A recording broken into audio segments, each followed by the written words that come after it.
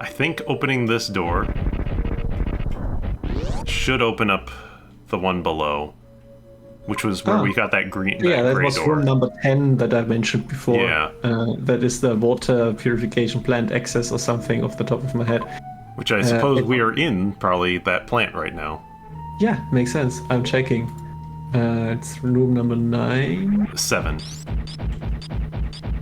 Oh yeah, 7 here, right. In the Cobalt Mountains, it's the water treatment facility. Yep. And the flooded cavern next to it.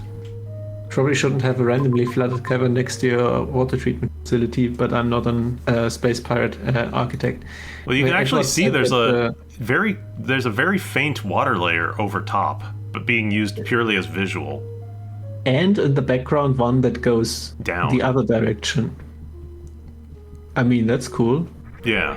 Like, when the guys' graphics come together and are not, like, super difficult to tell, like, what's yeah, foreground, it's really what's firing background. on all cylinders in that room. Sweet. Edward was saying, statue holding the artifact. The room itself is the artifact bearer. Thought that was kind of funny. Didn't want to miss that. Alright, we're back down in the Phazon Garden area. Another Phazon Garden in the sea.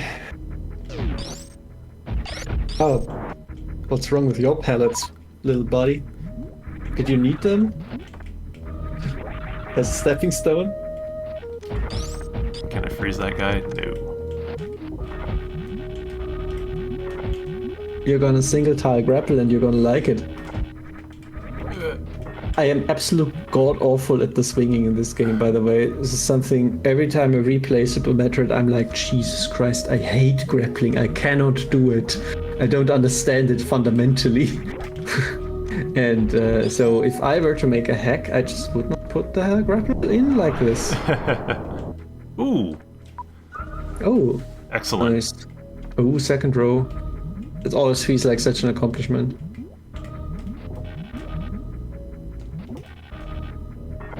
Yeah, obviously you know how to grapple, so that's fine. It's hard. It's hard, and it's very rarely trained as well. Like in the original Super Metroid, you have like the first room towards the wreck ship. They have to grapple over that pool of water, and that is already pretty difficult. And that is a Metroid. And this is why we wanted. This is why we wanted the thing. Also, this door will open if I kill all the Metroids in this room. Oh, that makes a lot of sense, doesn't it? Yeah, however, look how big this room is on your map.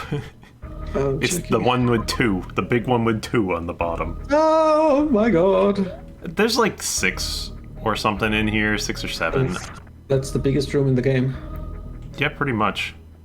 I mean, yeah, okay, number 5 is like the bottom left, number 5 in the red area is like super stretched out, so maybe it has like a few more tiles, but... There's some other stuff to explore in here, some side paths, but I would rather just focus on defeating the Metroids in here. Ah, shit. We're good. We'll be okay.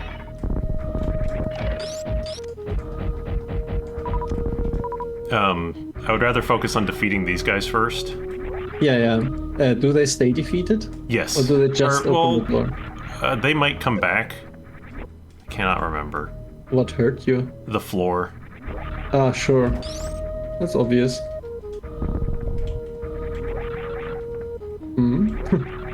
Is that an exit to the bottom right there? It is. There's a room to the side. But, like I said, Metroid's first. Exploration later. Sure, no. I was just, oh, there's a safe room in here, in the unsafest room in the game. Interesting.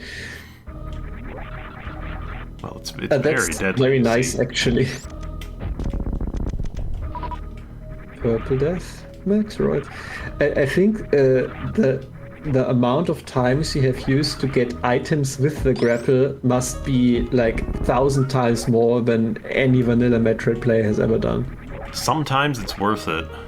Oh, absolutely. But it's like you are doing this often in these situations where it's like unreasonable to platform down and also super dangerous or even impossible, and you the resources. Where in vanilla it's just like, you know what, just like jump down there. It's fine. There is something to be said about the way that the lack of, like, it is annoying to get, like, missile packs with 2 only, but it does make you actually, like, care about your missile count. Yeah, I don't hate it. I don't hate it. The really dumb thing was that you had 4 missiles and a 5 missile door. But once again, it's like one of those things where like you can't just change the door to only require 1. Fine. If you like Prime so much, they did it there. It was good. Yeah, and like I also forgot about the part where, you know, I could go to the ship. The ship is right there. Yeah, it's the same room. That's the key, I think, as well. Like, it's not terrible, but still, just change it. I think I've seen a hack that requires 3. Oh, it's incredibly easy to change that value. Yeah.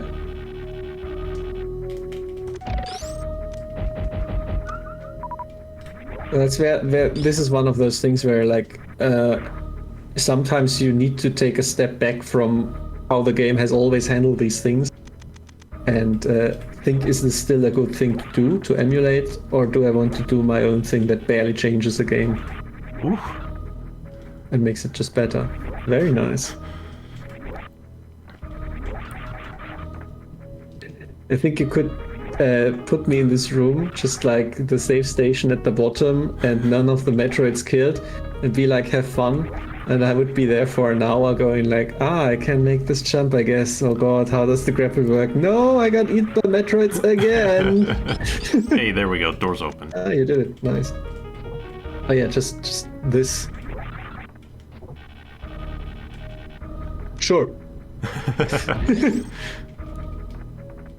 That's an item in there, but I think that's a speed boost. And for that you need gravity? Or just a safe place to do things. I don't know. I'd probably want, like... Ooh, good, It bugs. seemed like water was the issue. Oh, that's cool.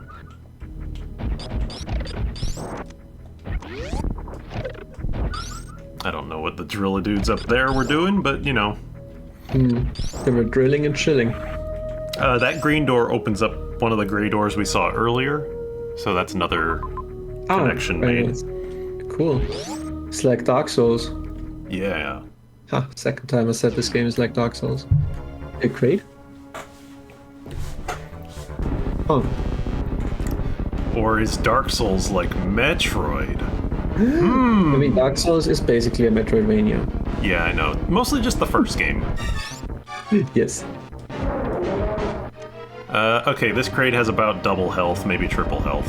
You can tell how much health he has by how long it takes to get through the opening First phase. phase. Yeah, because it's his opening phase scales. Interesting. Also, he didn't die from 2 super missiles. That's also a good tell. Yeah. Is it 2? It's 4 in the 4, original, okay. but it's like it's like 3 and 1 missile. Yeah, okay. So, 1 more super missile should do it? Maybe? He's also not changing colors, so that's a little harder to track. It was not 1 more super missile. It was also not 2 more super missiles. We'll just keep saying 1 more, and eventually it'll be true. Yes. I like being correct, so 1 more. Just 1 more after that. No. Well, it'll be 1 more this time. I mean, I meant 1 more serving of super missiles, and the suggested serving size of super missiles is Like 2 kilograms. something like that. 2 kilotons, I think, of ordnance. Metric tons, yes. I'm probably gonna kill him before I get a chance to really explain this, but I think Crate is probably my favorite fight in the game because of how active it is. Yes, you said that in the other video. Yeah, and like you get to see it here more because like we're seeing He it. actually lasts a while, yeah.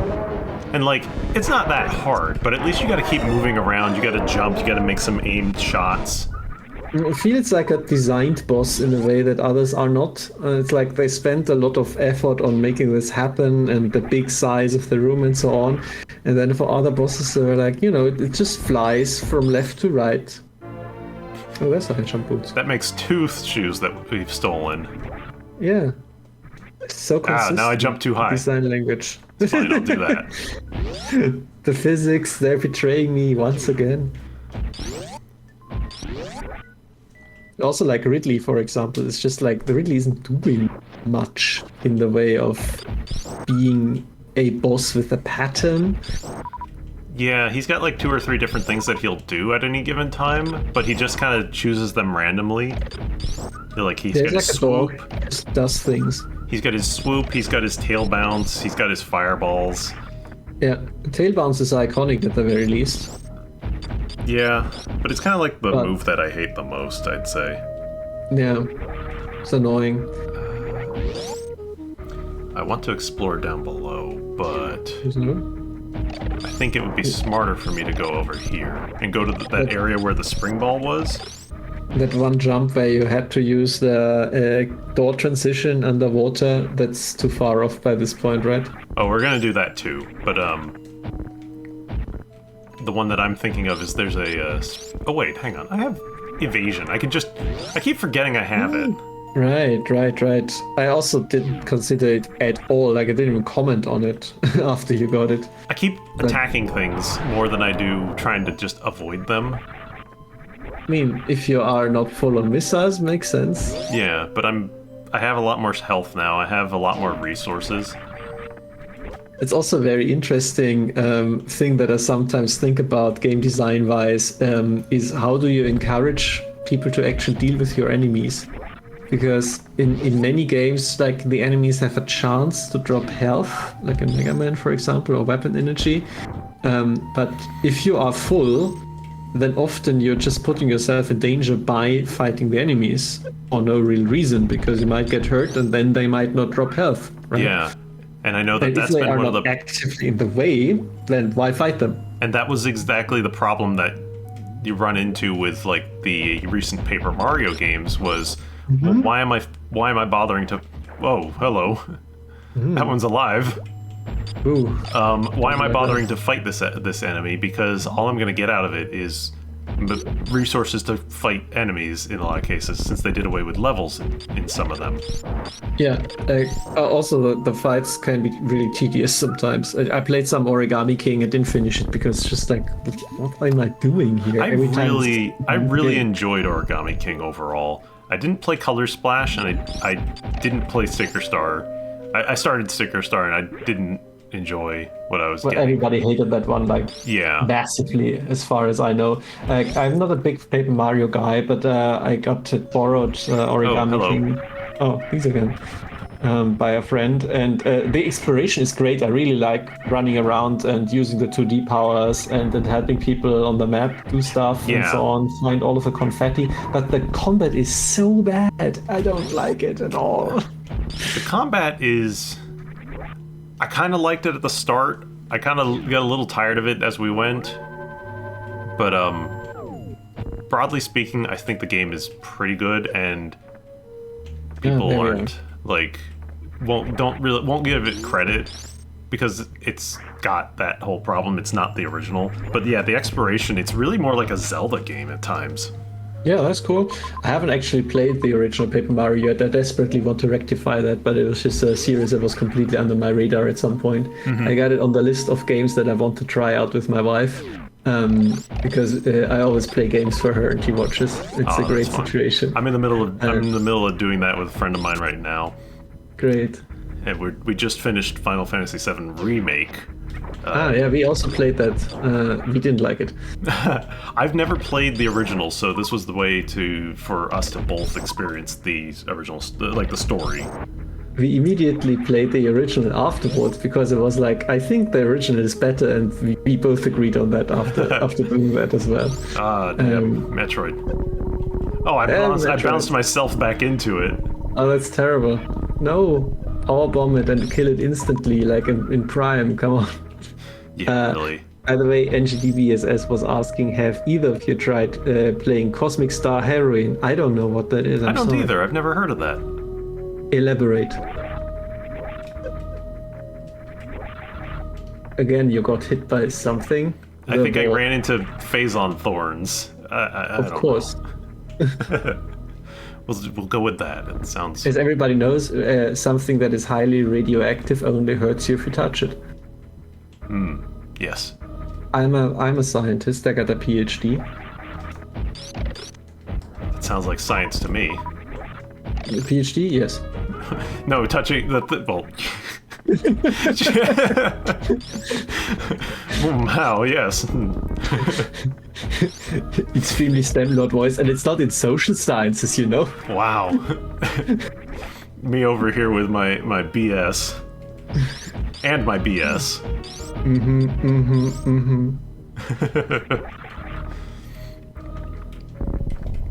I don't my discriminate degree. against social science people. This is an E-tank, right? Yeah. I think the best. Nice. I think it's gonna be. Speed boost from the bottom here? I can speed boost on here. I'm just not sure if I'm gonna be able to. Oops. If I ran up to here, I could get it. Or if I got. mean, what's actually in the way? I'm this pretty sure wall? it's speed boost. Yeah. Yeah, okay. And from the corridor above? It had some crumble blocks. I could do it from there, but it might be harder. I would have to probably. It would be doable, but challenging from You here. almost did it. Also, Metroids. Well, like, So, what I would probably have to do is,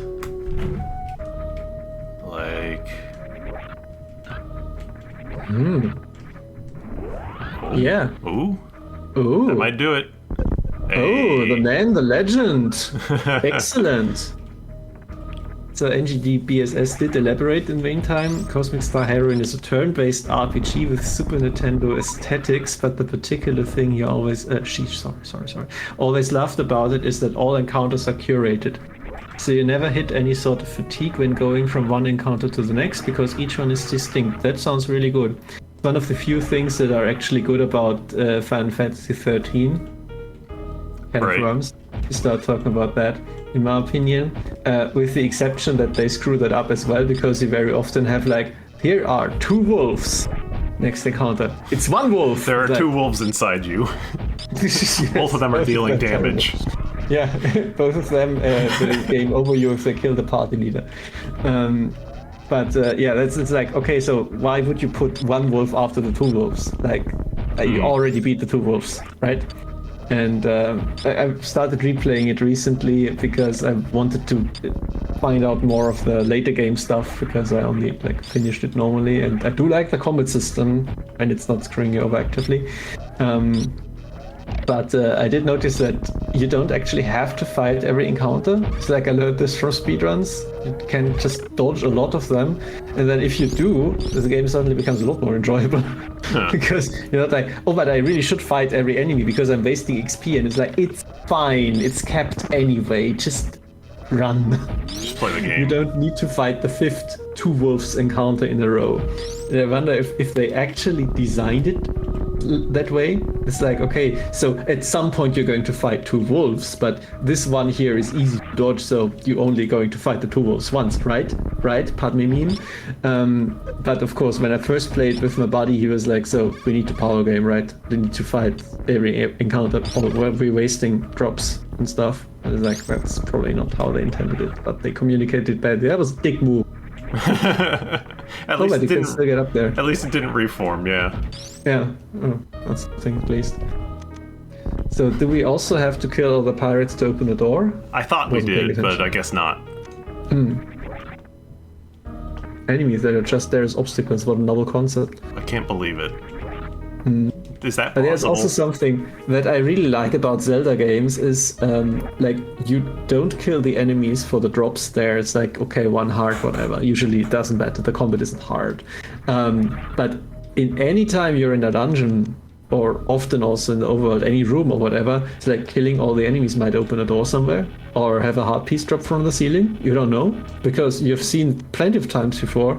So the game just naturally encourages you to go out and kill a little bit. It's fun for the whole family. Just pick up your killer axe and kill.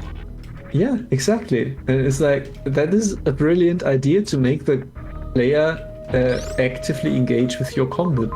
Because that's not easy. Like, we have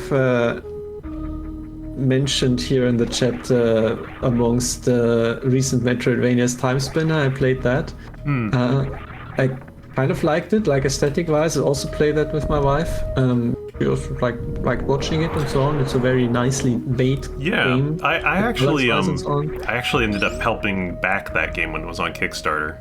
Oh, sweet. That's nice of you. But the combat is very meaningless in it because the enemies don't really drop anything of worth. They are, after a certain point, extremely trivial. Like, they're super difficult at the start, and then they just become absolute nothing events. It's very badly balanced just from damage values. And there's no reason to kill them. I remember feeling similarly about it after a while. It was good, it was fun, and I know there was a bunch of extra, like... There's other paths and stuff towards the end, other endings, but I just didn't really go for it in the end.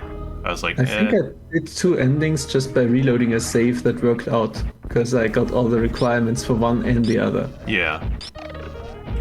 But it's like, it's fine. And the game does have a hard mode, and I started the hard mode, and I got my shit kicked so brutally by the first few enemies. I were like, you know what? It's actually also not the way I want this to be. I just want it to be a little bit better overall. I'm sorry. It's like, so it's fine. We played once, had my fun. It's not a bad game at all. I would recommend people try it out, especially if you just don't play games for the combat. It's a reasonable stance to have, right? But I feel like maybe the game would just be better with the combat. Maybe. Sometimes games just profit from not having combat.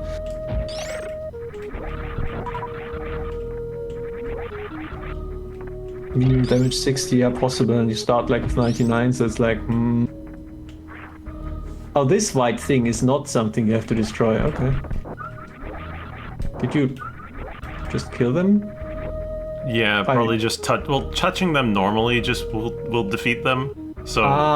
but you're invincible, so it looks like you are screw attacking them, yeah. But of course...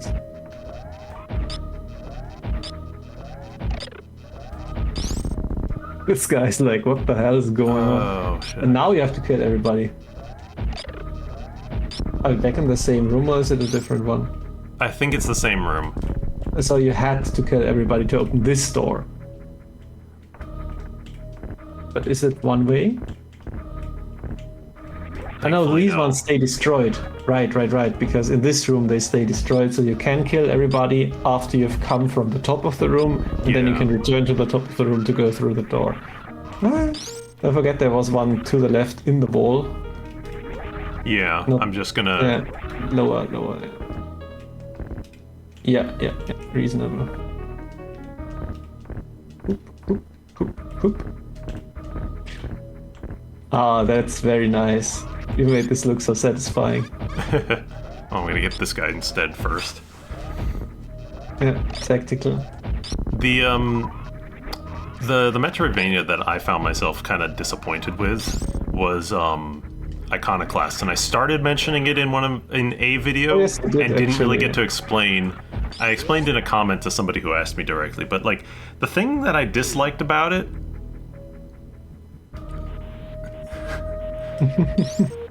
The thing I disliked about it was, like, I'm not a particularly religious person or anything, but I felt that it was extremely mean-spirited towards organized religion at times. Because the entire thing is, like, dealing with the plot of, like, this is like a fanatical religion that's kind of in control of everything. Yep. And, like, spoilers, I guess. I did play it, so for me you can spoil. Yeah, I'm also thinking of chat, so chat spoilers, I guess. Of course. But the fact that like the final boss of the game is you discover what the people have been worshiping, this fanatical religion. They worship like something like a meteor or something that comes through the sky every some number of years or whatever.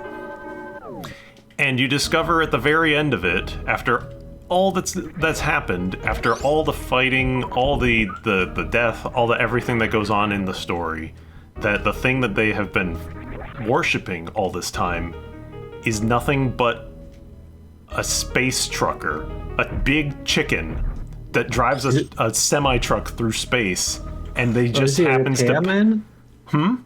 Is he not a repairman with a wrench?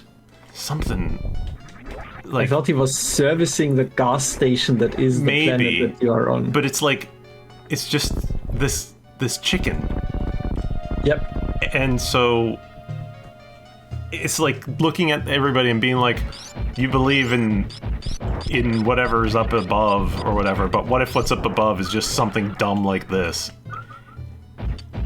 And like, Yeah, I can see how you would take this take-home message, basically. Personally, I just didn't get it, but I don't like thinking about stories that much in the moment, I must admit. So it didn't really matter to me that much. I saw like, so the boss is a giant chicken. It's like, that's weird.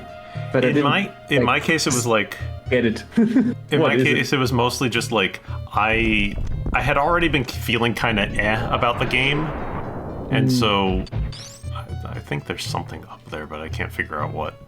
It seems to be. I think the game has massive tonal issues for sure. It's very dark and gloomy sometimes. It's super depressing, but also at the same time it has this happy-go-lucky aesthetic and what the characters sometimes do and individual goofy things that are happening, and it has a very, very hard time balancing these aspects with each other. It tries to have its cake and eat it clearly as well. It's like, okay, so there's this cute girl doing all these things and she's hitting things with her wrench, and she's getting into hijinks, and also there's this guy who is questioning his entire life and upbringing because he was created as a clone of whatever, and now he's basically committing suicide out of despair because he can't fathom going on anymore because his entire life was a lie. It's like, okay, cool. Yeah. Chill a little bit. And then but it was also like that sort of thing, and you have to. There's just also like a lot of arbitrary stuff that happened as well, because like that guy, I think you're talking about the guy at the end of the game on like the space station where you can't save him, and it's like you can't. But I could if you would just allow me to, like, move a box in the room. Yep, but nope. You are required to let him die. Yeah. Yeah, and then immediately after that, because you're thinking, like, oh, it's the... That's what I thought. I was looking on the map. You're required to... Oh, huh. Oh, there's the speed thing. Like... that happens and you still have this impression that it's like God or whatever who does it, and yet no, it turns out that it's just this trucker. So this man dies. What the fuck is going on? Some flesh demon. I'm losing it. Yes, please turn off his teeth. Okay. You're destroying his lower jaw. Oh god, there is intestines inside. Oh no, not the crotch. You have been birthed by the bearer. Speaking of religion. Yeah, no, it was just... This is the exit chute. Yeah, I see that. What you were thinking of. Yeah. Cool, so all of this is flesh demon poop. Ossified. Don't breathe this. But does it mean anything? Well, now I'm starting to worship it. Okay, that's good. That's reasonable. I've been raised Catholic. I've been an altar boy for 12 years. So it's not like I'm fully against religion or anything. I was also raised Catholic, and I played in we had like a pit orchestra at our church because our church was in a well-off place. But so I was there. But yeah. No, it was something weird. Like I said, I don't do much with religion these days, but it was just weird. And not to give the wrong impression and like not offended or anything, but it's a bit much. It's very internet atheist. So yeah, 2005. And even outside the story stuff, I felt I think it's where he started to make the game, right? So maybe even outside the game, the story, the gameplay itself was fine. It's not. I don't think it was a very good Metroidvania. There's No, very it was not. little returning, backtracking, like permanent power-up stuff existed, but like No, it it, was it should not bill itself as one in that sense. Like I get it, it's very easy to assign a platform with upgrades the label, but it's mostly a vehicle to tell an extremely linear story, and there is limited optional upgrades you can go back for if you so desire. yeah. You often get trapped for hours on end somewhere where you can't explore at all. It's just fine. I don't mind linear games at all. I think more games could stand to be linear nowadays, especially open world games. I hate open world games. But that's also not quite it. And I think it's a similar thing with the tonal issues where you have bespoke areas cordoned off that are just telling a story, which are just a boss fight. And that's all very well crafted and so on, but that doesn't really fit with the previous area where you were doing a very classic, you found an item, you got a tutorial for it, and now you're using this to traverse some pits with your newfound grapple ability. But now, cut, it's a stealth segment. And you need to figure out how to escape from the prison and Yeah, avoid the you've all guards. been captured. Now you figure out how to get out. It's like, okay. Like that's Sure. fine, but it wasn't terrible or anything. I'm making it sound like god awful, but it was just No, it's not. Absolutely. I think people should try it. I did like it generally. The bosses were really good. I was invested in the story until it essentially went the nothing actually mattered route at the very end. Yes. And Does seem like it would turn you off it. Yeah. Like when you go and sit down and be like, no, actually, none of this really truly mattered. Everything that y'all believed in forever was actually just nothing, and you were dumb. I think I didn't quite take this message, even though you can absolutely legitimately interpret it this way. I feel like it was just extremely nihilistic. Yeah. It's just like not necessarily that your worship was wrong and you should feel stupid, but rather the entirety of humanity is basically just like a sort of weird parasite that has been growing on this planet. That is nothing but a gas station that was never meant to have organic life on it. And it makes sense why people would start using it the way they did. And it is very well built world in that sense, starting from that premise. But again, it is extremely bleak and nihilistic because from the entire get-go, it's really like nothing matters. Not necessarily because of the religious worship thing, in my opinion, but just from the whole setup of it. Like you think there is some meaning to this, and there is absolutely not. It's very random that you exist. You shouldn't exist. You are a plague on this. You are exploiting this not just because humans exploit the environment. No, it's like this is not even an environment. You're just you here. could even say, yeah, you're just here randomly and you don't belong here at all. Oh no, the pipe maze. Now this is the water treatment plant, huh? Yeah. I think that this was Crumble. Yeah, I can't go back up that way. That's fine. We'll go into this other one to the left. But yeah, no, I can see. They're right. I can see that interpretation as well, just the nihilistic nature, and it kind of goes along with like what I was saying as well. Like it works in tandem because if you It's not contradicting it at all. Yes. Yeah, essentially, if you say like, there's no like, none of this should have existed. What was all this for? You all were fighting wars and killing each other over a thing that turns out it didn't matter or whatever, or you're like, it was wrong to believe, or maybe not wrong to believe, but wrong to base such a huge human cost on it. And Yeah, I guess like you can sit there and say like, oh sure, it's making a point about like the whole like fanaticism or whatever that people come up with, but it doesn't really make that point until the end of the game, I guess. Or it's starting to make that point throughout, but there's something about the way that it presented itself at the end, and like you said, it's the tonal, like kind of the tonal whiplash between the art style, the general kind of adventuring that goes on throughout the middle of the game, and then suddenly all the bleakness that hits afterwards. Yeah, it's just gut punch after gut punch. Yeah. And it's like It's at a some lot. point it randomly turns into misery porn halfway through. Kind of And feels I that didn't way. expect that. I also don't like that. Yeah.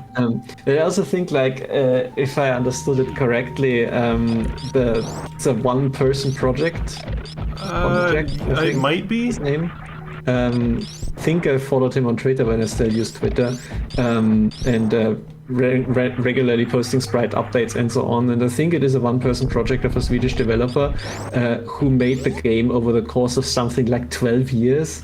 Oh, sure. And that, when I found that out, is like, this makes perfect sense to me. Like, he made this boss sequence at one point, and then got on with his life, and then 2 years later he was like, let's sit down and do some more stuff for the game. I want to work on some basic platforming now, and then did a platforming segment and stuff like this. And it's just like, you start writing a story when you're younger and have a different outlook on life. Which makes parts does FP need to kill to glitch to the ending in that pipe maze? All of them? First I need a Yoshi. Exactly.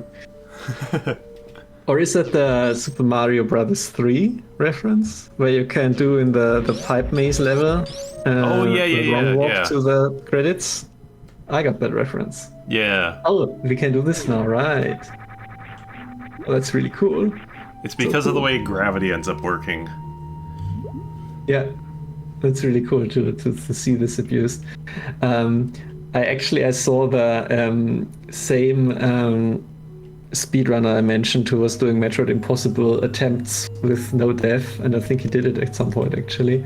There was another Metroid ROM hack which was just super absurdly hardcore puzzles where you had to know every single absolutely bizarre glitch and then pull that off in increasingly esoteric and fucked up ways. And of course he was doing it blind, and he knew all of these engine quirks. And it was a sight to behold. It's like him just figuring out, like, okay, I need a blue suit here, which is like some weirdly aborted shine spark you can do with the X-ray visor, double frame perfect. Yeah, and there's some crash through these blocks underneath me. Like, I know a number of the tricks, but like I don't bother using a lot because, well, I'm not that great. Like, there's the super short shine spark charge, which allows you to charge a shine spark in about like this distance. But in order to do that, it's like you have to press the dash button on certain frames in the running animation. It's like you have to do that for that puzzle hack, of course, like all the time. That's mandatory for every single shine spark, and you have to shine spark in every room. But also you have to come up with some really, really bizarre interactions and chain them together, and it's like, okay, sure, whatever. Yeah, it's fun to watch, and I would never do that myself. Yeah, no, definitely not. Like, even when I was desperate to play more Super Metroid hacks and all that, I did not do that. How do I get up to that? That is a very narrow intended audience. But of course, as well, you can have a secondary audience, people who watch the streamer play it. I did that. Yeah. So this is the jumping physics challenge corner of the game, right? Yeah, that's what it looks like. This is also why I got to the topic. But yeah, just to close off the final thought about Iconoclasts, I feel like the tonal whiplash might just come because the story was also written and segments of the game were developed over those 12 years. And if I think about the kinds of stories that I came up with when I was younger, like just making stories up in my mind, that wouldn't it be cool that, and so on. When I was like 10 years old, I was like, if I were Link, I would be doing things like this. Close. And I would become friends with all of the bosses because I really like Bongo Bongo's design, and I imagine that he's actually enslaved by Ganondorf, and I break the curse, and then he's my friend. We did it. We found the one guy who likes Bongo Bongo. I think Bongo Bongo is cool as hell. It is a pretty neat design. It's just that nobody cares about him in the games. Yeah, but it's cool, and he's invisible, and he's got giant hands and a creepy eye, And a he can freezing turn- animation. Yeah, and he can turn into some weird shadow trail that fucks Sheik up. Every broken bone in their body. But I imagine that Bongo Bongo really likes drinking tea because I like drinking tea, and then we bond over that. And because he's always invisible, he's wearing a big sombrero so that I know where he is. And that's the kind of story that I came up when I was 10 years old. Nowadays, I would not do that. Cowards. Because it is helplessly naive and it's very, like, you know, Nah, very, I get very it. cute, but it's. But I feel like this is the kind of progression where it's like you start making a game that's like, oh yeah, adventure, hitting things with a wrench, everything is cute, and I made these cool sprites, and then, like, you know, life happens, and You become more capitalism gets to jaded. you become more jaded, and you're like, you know, actually this kind of sucks, and it isn't the logical conclusion. It's like, yeah, sure, but you don't need to put this in the game, but I get why you did. But this is where the tone whiplash comes from, I feel. Yeah. Yeah.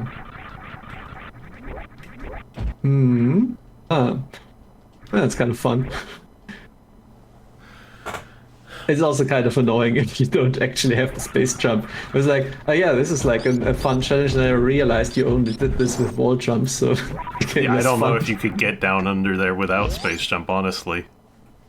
Well, I mean, you did it, right? Well, I had space jump. That's what I'm saying. Like, I don't think I could do Oh. it without. Oh, you have space jump? Oh god, I was spacing out. I'm sorry. We've been doing this for. Yeah, I was 3 wondering hours? how much we wanted to do. There's still probably we should probably save and like come back to it another time. We've been going for a while. Yeah, I think it's a good time. Once I did not even realize that you got an extremely crucial upgrade, and getting distracted by some bullshit we were talking about. It's maybe a good time. Yeah, and that's fine because we're like on the cusp of going off. We got to go back to the Marble Shrine now that we have space jump and such. So, and then there's a fair bit of like at the end of the game stuff as well. So this is probably a good enough time to stop because yeah, we've been going for a while. 3 hours is plenty. Close to That's 3 plenty, hours. plenty. Yeah, if you do want to make these into videos, good luck. Yeah, I probably will at some point, but we'll see. Oh. I may not. I may or may not. We'll see. Sure. But this was fun. It was fun. We'll see if we can do this again sometime soon. I don't know when Yeah. I'll have exact availability, but We will figure it out. We will Exactly. figure it out.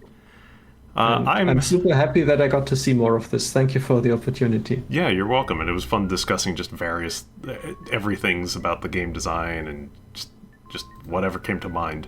That's what I like to do. Yeah. Thank you all for watching as well. Yeah, definitely, guys. because I was not expecting a huge amount of turnout for an afternoon weekday stream when it is, you know, literally in the middle of the afternoon over here. But It's 11 p.m. here. I gotta go to bed soon. yeah. Anyway, so yeah, thank you all for watching. We'll come back to this at some point, and we'll see you again next time. Take it easy, Yeah. folks. See you next time. Bye. Bye-bye.